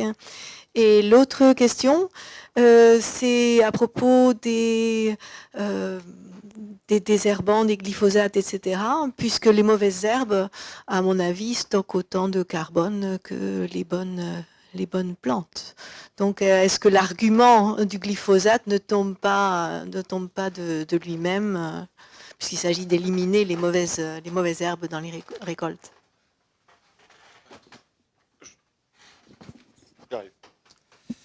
Bonsoir, merci pour vos interventions. Deux petites questions. La première justement sur la question démographique, parce que vous ne l'avez pas vraiment abordée, même si on peut, les estimations voilà, peuvent être ajustées, c'est quand même un vrai enjeu sur les projections, notamment de l'ONU en termes d'évolution de la population.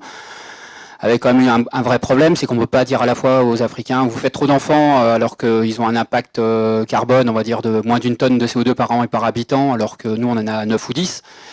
Et en même temps, c'est quand même eux, en termes de démographie, qui vont subir de plein fouet les conséquences avec des pays, je ne sais pas, comme le Nigeria ou comme l'Égypte, par exemple. L'Égypte est complètement sortie d'un parcours de transition démographique avec une explosion énorme. Ils sont absolument pas autonomes en termes alimentaires. Donc, c'est un vrai enjeu pour un pays comme l'Égypte. Donc voilà, comment vous abordez cette question en termes de démographie dans les enjeux globaux hein, de changement climatique et de transition. Et puis, petite remarque aussi sur la question de la transition énergétique. En référence au bouquin de Guillaume Pitron sur les métaux rares, voilà, une petite remarque aussi, ne pas oublier que la transition, que les énergies renouvelables type photovoltaïque, éolien, bah, c'est aussi des métaux rares et c'est aussi des conditions de vie, d'extraction et de vie pour les salariés qui sont extrêmement difficiles, notamment en Chine. Et la Chine s'accapare aussi un grand nombre de terres rares un peu partout et notamment en Afrique. Du coup, gardez peut-être à l'esprit que la transition énergétique, ça peut être aussi extrêmement négatif en termes de droits humains. Voilà.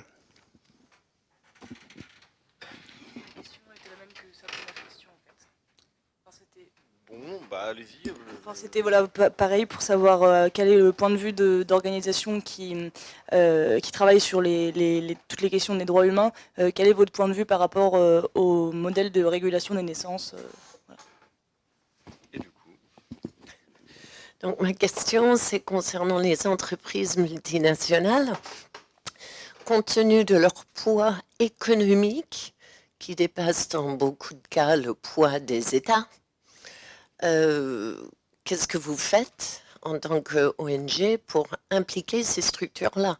Parce qu'il me semble que s'adresser, s'attaquer, etc., à une structure étatique, dans le monde actuel du commerce globalisé, vous vous adressez aux faibles. Est-ce que vous avez une stratégie pour vous adresser aux forts, c'est-à-dire les entreprises qui contrôlent tout globalement? Merci. On a un peu de temps, on va répondre et puis peut-être après on prend une deuxième. On a le temps encore, donc allez-y. Donc on va commencer au même ordre que tout à l'heure. Oui, je veux bien répondre déjà sur la question des coalitions parce que en fait on est quand même assez structuré. En France, on a le réseau Action Climat qui fédère les associations qui travaillent sur le changement climatique. On a la commission climat et développement de Coordination Sud aussi qui travaille sur ces questions-là. Au niveau international, on a aussi un gros réseau qui s'appelle le Climate Action Network, qui rassemble 1000 ONG à travers le monde, qui après a des déclinaisons régionales. Et puis après, voilà, forcément, comme toute alliance, il y a des alliances plus progressives, plus radicales, plus voilà. Donc le CCFD, on fait partie de plus de 100 collectifs, c'est un peu notre spécialité. Donc là-dessus, honnêtement, on essaie d'être en force tous ensemble et j'espère que ça fait avancer les choses. Il y a une grosse mobilisation citoyenne sur le climat qui commence quand même à monter. Vous l'avez certainement vu là, il y a un mois, il y a 2 semaines, il y a 3 semaines, je ne sais plus, cette marche sur le climat. Il y en aura une autre le 13 octobre à Paris. Et en tout cas, c'est une vraie satisfaction pour les ONG de voir que les dérèglements climatiques ne sont plus un problème à la fois lointain dans le temps et lointain dans l'espace, en fait. Qu'on ait vraiment une prise de conscience vraiment de notre quotidien, de notre alimentation, de notre santé. Enfin, il y a quand même quelque chose là qui devient... Bon, bah, malheureusement, on a eu un été aussi qui a montré des impacts concrets sur notre territoire. Donc forcément, ça aide, entre guillemets, à prendre conscience. Mais du coup, il y a énormément de coalitions. Juste sur les mauvaises herbes, oui, mais le problème, c'est qu'il faut quand même qu'ils enlèvent les mauvaises herbes pour ensuite mettre leur culture. Donc, bon, on va pas... Mais par contre, il y a différentes façons de le faire. On peut faire de l'agriculture de conservation sans glyphosate, avec du paillage, enfin voilà. Mais après, c'est très expérimental et les usages les plus courants sont quand même avec du glyphosate. Mais c'est vrai qu'il y a toute une recherche à développer en ce sens et on entend très peu, justement, ces agriculteurs et ces agricultrices qui font l'agriculture de conservation sans glyphosate, alors que c'est eux qui devraient être sur le devant de la scène, puisque c'est une forme d'agroécologie quelque part.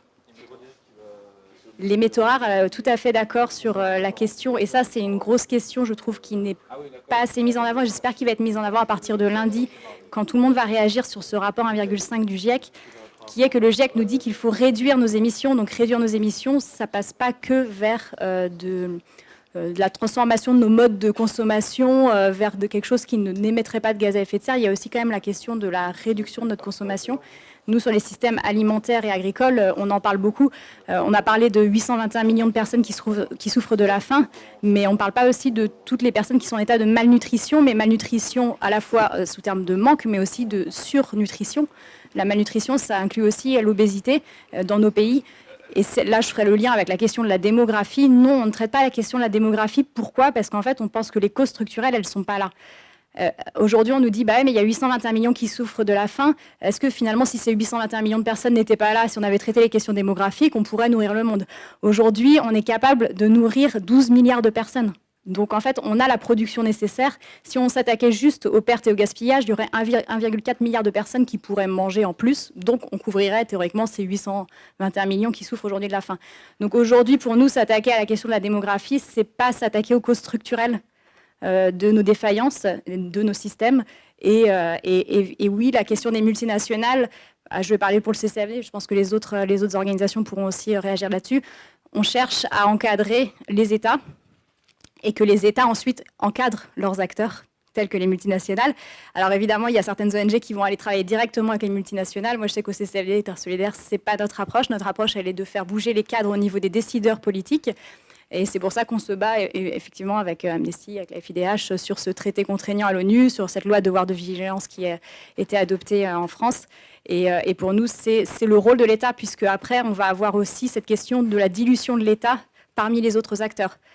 Et dans la lutte contre les dérèglements climatiques, on voit ça grandir énormément depuis la COP21. Tout le monde dit qu'il faut que tout le monde s'y mette. Les citoyens, les investisseurs, les entreprises, les États. Mais du coup, on met les États à la même place que les investisseurs, que les entreprises, que les citoyens. Et ce qui se passe aujourd'hui dans l'enceinte des Nations Unies sur le climat, c'est exactement ça. C'est-à-dire qu'on laisse la place aux entreprises et aux entreprises les plus polluantes pour leur dire « vous faites partie de la solution, il faut que vous bougiez, donc venez avec nous, discutez avec nous, négociez avec nous ». Après, c'est toute la place. Est-ce que l'État est là pour réguler, donner un cadre aux autres acteurs? Et effectivement, il faut que tout le monde s'y mette. Mais est-ce que l'État continue d'avoir ce rôle d'encadrant et de régulateur?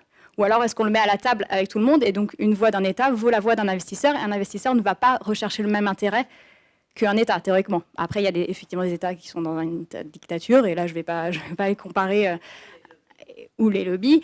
Mais l'intérêt général et les intérêts privés, si on continue de les mélanger en se disant finalement un intérêt général vaut un intérêt privé, je pense qu'on risque d'avoir des problèmes assez rapidement. Et je pense qu'il faut être très très attentif à ça dans le climat parce que c'est quand même le message général. La Californie nous l'a montré. Trump sort de l'accord de Paris, ne vous inquiétez pas, ça va être les collectivités territoriales qui vont s'en emparer. Oui, mais alors du coup, quelle est la place de l'État américain ? Ça reste quand même des vraies questions en termes de multilatéralisme et de comment continuer. La Californie ne vient pas négocier à l'ONU sur le climat. Merci. Pauline, notamment sur les solutions agroécologiques, peut-être tu peux développer ce que tu l'as évoqué tout à l'heure. Alors, j'avais prévu de répondre à d'autres questions, mais très bien. Je voulais... Merci. Je voulais juste reprendre un point sur la question de la rationalisation des coûts. Ou comment mettre en commun, faire un pot commun. Alors effectivement, comme tu l'as déjà dit, d'abord, les ONG travaillent en coalition, hein, ça c'est sûr, je confirme tout ce qui a été dit. Et puis, la question de la rationalisation des coûts, on y a déjà pensé, et ça existe déjà, effectivement. Il y a le fonds vert, et puis dans la réponse humanitaire, on a aussi le système des Nations Unies qui met à disposition des fonds communs pour répondre tous ensemble aux mêmes crises.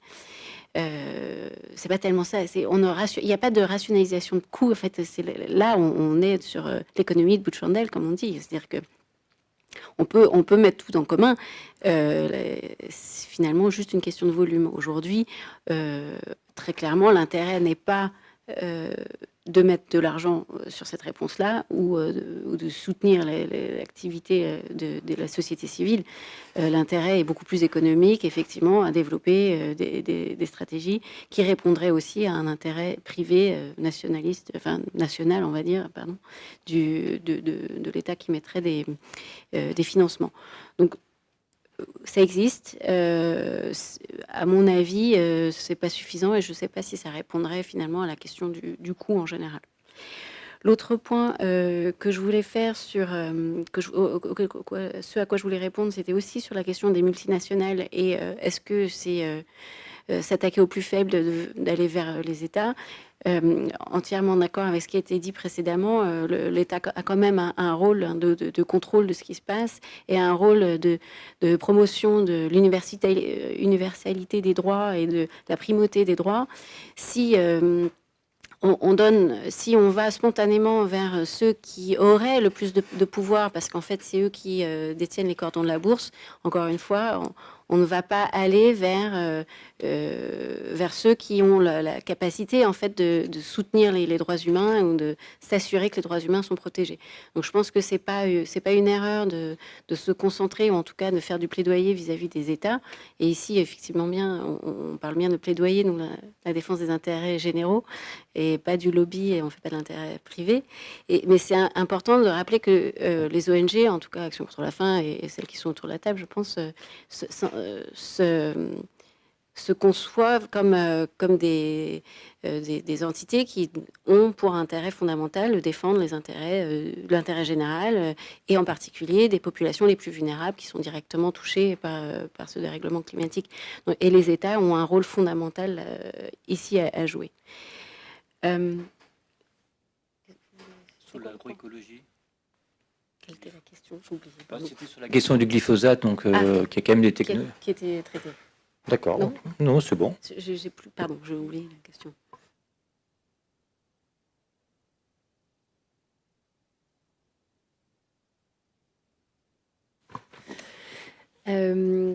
Peut-être pour essayer de compléter un peu, parce que je suis globalement tout à fait d'accord avec ce qui a été dit précédemment, et on est exactement dans la même logique sur essayer d'encadrer au maximum les multinationales et donc de travailler sur la question de la régulation. Et donc, on s'adresse principalement aux États. Je voulais compléter sur la question du traité, ce traité qui est en cours de négociation. La prochaine session, c'est autour du 15 octobre à l'ONU sur les entreprises et les droits humains. Et il est question d'un fonds, dans ce projet de traité, il est question d'un fonds pour l'indemnisation des victimes. Donc, bien sûr, c'est à une étape très embryonnaire et ce traité va sûrement, les négociations vont prendre peut-être beaucoup de temps, mais donc c'est une des pistes pour la question du coût.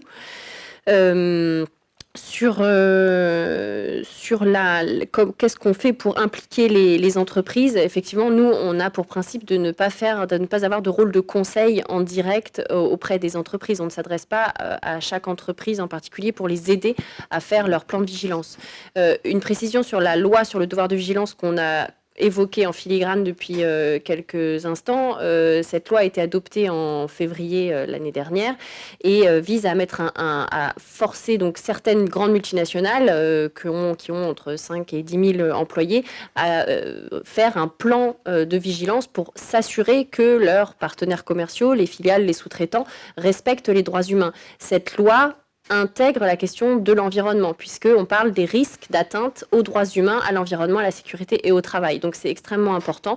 Et donc ça veut dire que tout à chacun, ici, les partis politiques, les syndicats, les ONG peuvent regarder tous les plans de vigilance produits par ces multinationales. Elles sont entre 150 et 200 à devoir produire leur plan de vigilance. On peut aller regarder les plans de vigilance et voir s'ils sont efficaces, parce que à l'année 2, on pourra aussi mettre en cause les entreprises parce que si on arrive à prouver que leur plan n'est pas effectif, on pourra aussi les attaquer devant le juge. Donc c'est une loi extrêmement importante et novatrice dans le monde. Et d'ailleurs, elle sert un peu de modèle aussi aux négociations pour le traité ONU en ce moment. Et on s'attaque aussi, on travaille sur la question des lobbies, puisque justement dans chaque régulation, on s'attache à regarder si justement les législations ont subi des pressions, et on travaille aussi sur cette question parce que évidemment c'est central aujourd'hui. Je n'ai pas connaissance de réfugiés politiques qui soient, pour répondre à la question réfugiés politiques, réfugiés climatiques ou écologistes, j'ai pas connaissance de réfugiés politiques qui se soient, je n'ai pas connaissance de cas. On a connaissance d'assignés à résidence qui sont des militants écologistes, mais pas de réfugiés climatiques. Et sur la question de la démographie et est-ce qu'on a un avis sur le modèle de régulation des naissances, en fait, c'est la même approche que le CCFD. Donc, j'ai pas de complément à apporter là-dessus.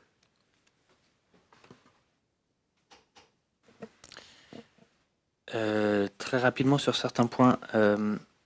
Sur les réfugiés politiques et écologiques, il n'y a pas de reconnaissance aujourd'hui de réfugiés écologiques comme en tant que tels. En revanche, on a parlé des attaques contre les personnes qui sont des des leaders de communautés qui se mobilisent sur les impacts d'un barrage, d'une mine.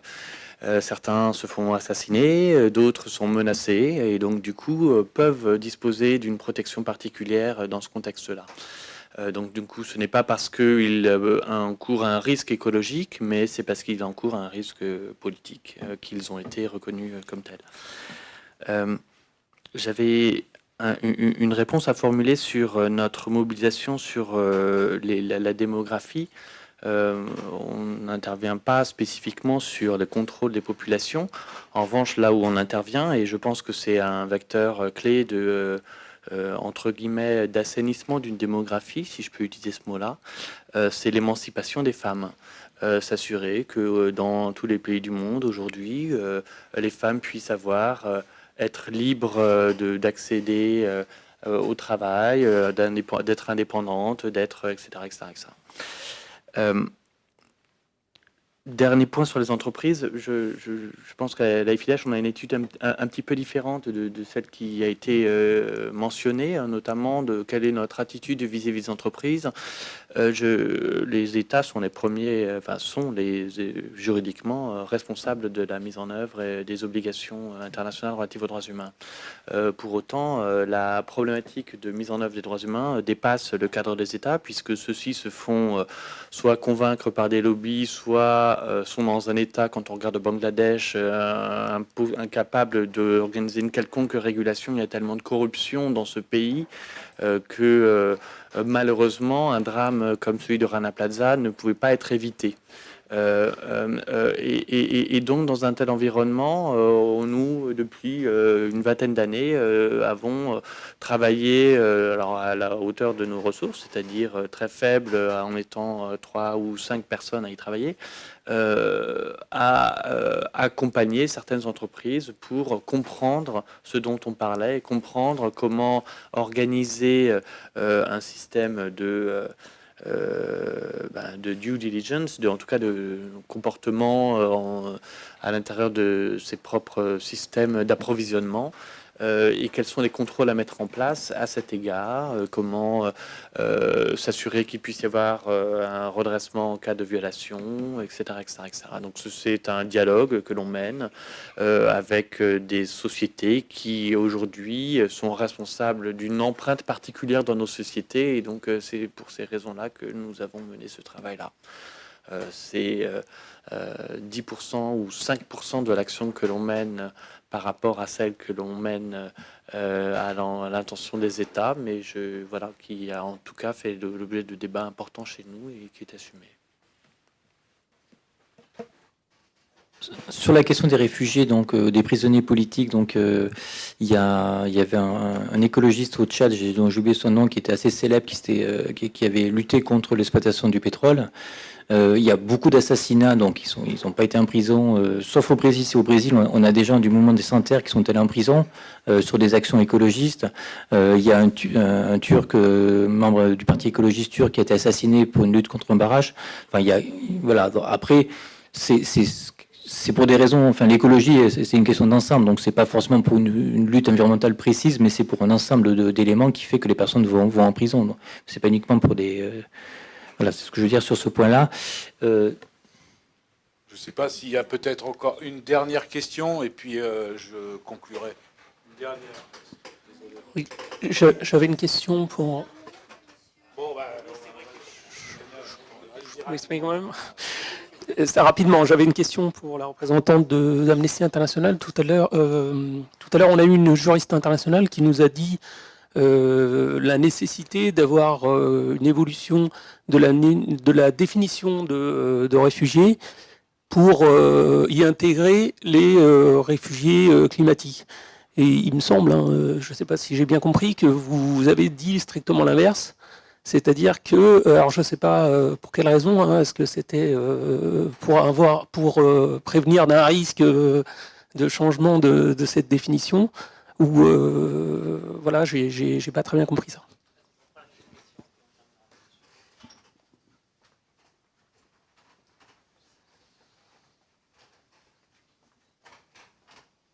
Merci à vous. Merci. Ma question est, je pense, centrale, mais en même temps très courte. Dans le cas où le droit humain, qui est donc défendu, va à l'encontre du droit de l'environnement, quelle décision sera prise au niveau local comme au niveau international?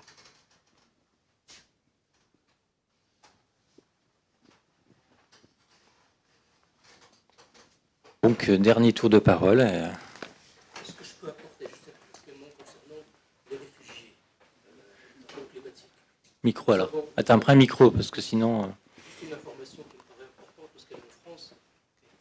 Et après, on finira avec le tour de parole. Juste pour dire qu'aujourd'hui, il y a à peu près 8 réfugiés politiques écologistes qui sont battus pour des questions qui existent en France. Ce sont des Soudanais qui sont battus contre les barrages. Il y a toute une question de barrage au Soudan, ils sont battus, et donc ils ont été menacés de mort, et ainsi de suite. Et donc ils ont été obligés de quitter le Soudan pour se réfugier en France. Et bien entendu, ils ont le statut de réfugié normal. Mais la cause essentielle, c'était parce qu'ils luttaient contre la provision de barrages au Soudan. Et le barrage qui est pourtant une énergie renouvelable, donc comme quoi ça confirme bien les craintes. Moi, sur cette question, je trouve ça très intéressant, puisque justement, dans l'accord de Paris, on s'est battu, à peu près toutes les ONG, je pense, sur Terre, se sont battues pour intégrer dans cet accord de Paris un certain nombre de principes qui étaient les droits humains, l'intégrité des écosystèmes, la sécurité alimentaire, les droits des peuples autochtones, la justice intergénérationnelle et le genre, je crois que c'était le genre, le dernier, il doit en manquer peut-être un. Et en fait, c'était justement pour dire, on s'est mis en coalition en se disant, en fait, soit chacun va de son côté en train de dire, on veut les droits humains, on veut l'intégrité des écosystèmes, on veut ça, soit on se met tous ensemble et on dit aux États, ça c'est un paquet indivisible. C'est-à-dire que c'est plutôt une question de cohérence des politiques plutôt qu'une question de hiérarchie des droits, en fait. Moi, je considère que l'intégrité des écosystèmes doit être un droit fondamental. Ça doit découler de droit à un environnement sain. Donc finalement, on est quand même dans les droits fondamentaux des droits humains. Et du coup, on est arrivé à avoir ce package. On a dit, à chaque fois qu'un État nous a dit on veut bien ça et ça, mais le genre, ça ne nous intéresse pas. Notamment, les pays Arabie Saoudite ne voulaient pas du genre. Après, on avait un autre pays qui nous disait moi, je veux bien ça, mais l'intégrité des écosystèmes. On avait des pays qui nous disaient c'est pas possible, moi, je ne veux pas ça. D'autres qui nous disaient la sécurité alimentaire. En Argentine, on était là, non, c'est tout ou rien. Et tout est passé. Donc ça, c'est plutôt la bonne nouvelle. C'était une des seules réussites, j'ai envie de dire, qu'on ait eues à l'accord de Paris. Ça a été de passer tout ça.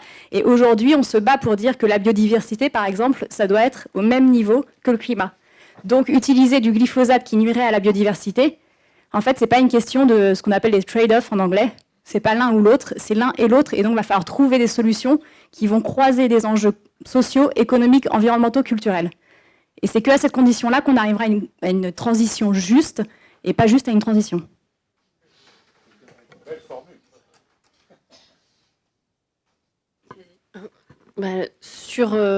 D'abord sur la question du réfugié climatique, aujourd'hui, Amnesty n'utilise pas l'expression de réfugié climatique puisqu'elle n'existe pas encore dans le droit international. Ça ne veut pas dire qu'on ne va pas lutter pour obtenir un jour la question de la reconnaissance des réfugiés climatiques. On est en cours d'élaboration d'une position et d'une stratégie.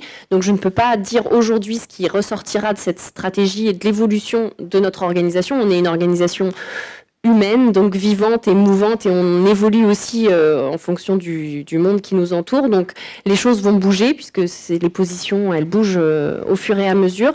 Mais j'ai essayé d'expliquer qu'aujourd'hui, on n'utilisait pas ce terme-là, puisque tout simplement, il n'existe pas en termes de catégorie au niveau international. Moi aussi, j'aimerais dire un petit mot là-dessus. Moi, j'avais mentionné le fait qu'effectivement, on peine déjà parfois à répondre aux besoins des personnes qui rentrent dans la catégorie de réfugiés, de la définition de la Convention de Genève de 1951, et que du coup, l'ouvrir, c'était une question qui se posait. Cela dit, le débat d'avoir cette définition légale ou pas, elle existe, ce débat, il existe depuis de nombreuses années, et il y a des partisans pour et des partisans contre. Il y a des partisans contre qui disent, comme dans tout débat sur les droits humains, si vous remettez en question la Convention de 1951, on n'a pas la capacité aujourd'hui, dans le contexte actuel de crise du multilatéralisme, la capacité de refaire une convention aussi bonne. Donc si vous la rouvrez, on aura quelque chose de toute façon de moins fort. Donc, il faut absolument défendre à tout prix ce qu'on a déjà et ensuite voir si on peut rajouter quelque chose par-dessus, mais surtout pas mettre à défaut les conventions qui existent déjà. Donc ça, c'est une position. Et puis, il y a l'autre position qui est très clairement, ces personnes-là, elles ont besoin d'une protection internationale et reconnue. Il faut trouver dans les outils existants une façon de les inclure. Donc, pour l'instant, c'est pas tranché, le débat il est encore court, je crois, et je pense qu'on n'est pas prêt de le trancher. Un dernier point sur la question du droit individuel versus le droit à l'environnement. En tout cas, dans le cadre de la réponse humanitaire, qui est, je pense, un tout petit peu différente dans les modalités d'intervention que le développement, on va dire en général, cette question se pose. Parce que parfois, on a des stratégies de réponse humanitaire aux besoins immédiats, donc dans la crise, dans les conflits, qui sont centrées sur l'humain. Et donc, on va répondre principalement et en priorité aux besoins humains. Et parfois, ça remet en question, effectivement, des stratégies de développement durable, parce qu'on va privilégier, par exemple, la mise en place d'un camp de réfugiés ou de déplacés dans un endroit qui aurait pu être utilisé pour une forêt, ou etc. Il y a une tension entre le travail qui est fait par des développeurs sur la question de l'écologie durable et la question parfois de la crise qui arrive de façon rapide et auquel il faut répondre. Cela dit, les solutions existent pour qu'il n'y ait pas cette tension. Parce que c'est une tension qui est aussi très théorique. Aujourd'hui, on s'assure, dans toutes les réponses humanitaires, d'avoir un impact écologique ou environnemental le moindre possible, le plus réduit possible, et de ne pas évidemment avoir d'effets négatifs sur tous les efforts qu'ont pu faire la société civile pour aider les populations à développer leurs activités de façon durable. Donc c'est vrai, mais il ne faut pas non plus penser que c'est quelque chose d'ultime et que cette tension sera toujours là et les solutions, elles existent. Pour compléter ce qui est dit, il n'y a pas de tension en tant que telle entre les droits humains et les droits à l'environnement. En revanche, il y a un déséquilibre évident dans le développement des normes au niveau international. Aujourd'hui, les droits humains sont particulièrement reconnus, en tout cas dans les textes, là où les droits environnementaux n'ont pas acquis le même niveau de développement des responsabilités et des obligations de l'État. C'est tout un travail à renforcer dans les années à venir pour justement renforcer aussi la place de ces considérations-là dans les discussions, où qu'elles soient. Oui, bah, écoutez, on va terminer cette journée. Je crois que on peut remercier à la fois l'ensemble des intervenantes et des intervenants de la journée. Vous remercier d'être resté jusqu'à 18h dans cette salle, alors qu'il fait un temps magnifique dehors. Et puis, je voulais aussi remercier nos deux logisticiens, Roderick Arsk, ici présent, et Julien Sage, que vous avez vu tourner un petit peu tout autour de la salle. Nos animateurs, Jérôme, et puis Abdeslam, qui, en fait, a co-organisé, finalement, la journée, l'a préparée avec moi, pour qu'elle puisse se tenir dans la configuration qui a été celle d'aujourd'hui. Vous dire également que ça s'inscrivait, je l'ai dit en introduction, à l'intérieur d'un cadre qui s'appelle les ateliers de la prospective, que je vais continuer à nourrir dans les mois qui viennent avec 4 séquences, je le dis pour celles et ceux que ça pourrait intéresser ici, qui auront lieu en soirée à Paris autour de la question de l'effondrement. On l'a évoqué aujourd'hui de manière implicite tout au long des différentes interventions, et on va organiser donc une série de 4 séances de 2 heures à Paris qui auront pour thème la question de l'effondrement vue par les sciences dures, vue par les sciences humaines, et puis aussi voir en quoi les politiques de l'effondrement peuvent être mises en œuvre pour répondre aux défis du temps présent. Merci à vous toutes et à vous tous. Et puis, Julien me rappelle qu'on a prévu un petit pot de fin de clôture pour continuer à discuter ensemble si vous le souhaitez.